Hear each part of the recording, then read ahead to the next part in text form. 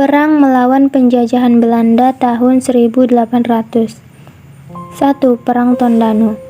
Perang Tondano adalah perang yang berlangsung antara suku Minahasa dengan pemerintah kolonial Belanda pada tahun 1807 sampai 1809 yang terjadi di wilayah Danau Tondano, Semenanjung, Sulawesi Utara.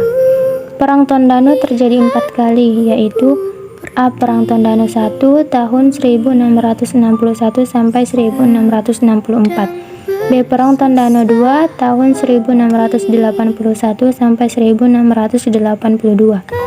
C. Perang Tondano 3 tahun 1707 sampai 1711. D. Perang Tondano 4 tahun 1807 sampai 1809. Penyebab terjadinya perang adalah dicabutnya Perjanjian Verbound 10 Januari 1679 dan akhirnya rakyat Minahasa dan tanah Minahasa kehilangan kemerdekaannya ke tangan Hindia Belanda. 2. Perang Patimura. Perang Patimura dipimpin oleh Thomas Matulasi atau juga dikenal dengan nama Kapitan Patimura. Penyebab terjadinya perang adalah adanya peraturan pelayaran honi atau monopoli rempah-rempah. Tapi pada akhirnya pada Desember 1817, Patimura dihukum gantung di Ambon bersama 3 orang lainnya serta menandai berakhirnya perlawanan rakyat Maluku terhadap Belanda. 3. Perang Padri. Perang ini dipimpin oleh Tuanku Imam Bonjol, Datuk Bandoro, dan Tuanku Nanan Receh. Gerakan Padri memiliki tujuan untuk membersihkan agama Islam dan perbuatan yang melanggar agama. Perang ini terjadi antara kaum adat dan kaum Padri yang disebabkan oleh pertentangan kaum Padri atau kelompok ulama terhadap kebiasaan-kebiasaan buruk yang terjadi di masyarakat.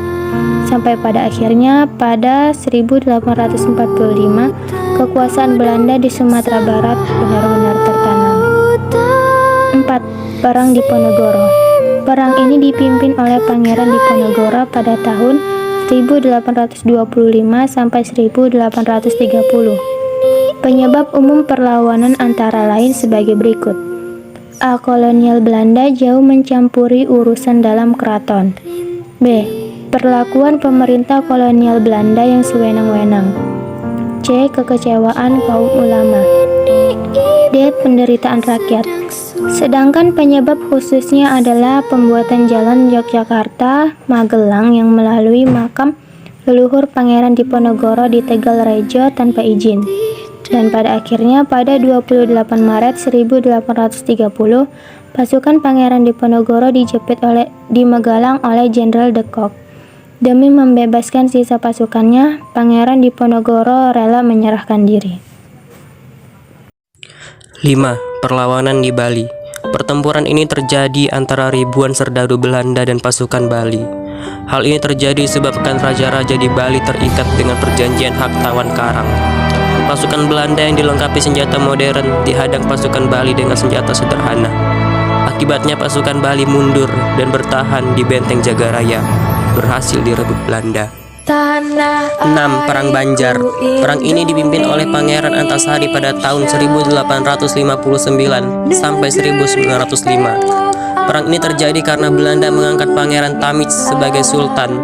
Pada akhirnya kekuasaan diambil oleh Belanda. Dan akhirnya pada tahun 1860 kedudukan Pangeran Antasari semakin terjepit dan melakukan perang gerilya.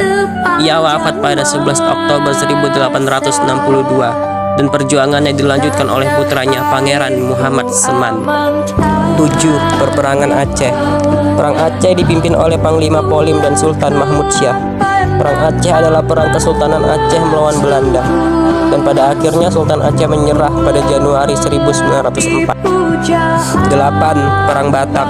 Perang ini dipimpin oleh Sisingamangaraja XII yang mengepalai tanah Batak yang berpusat di daerah Danau Toba dan sekitarnya.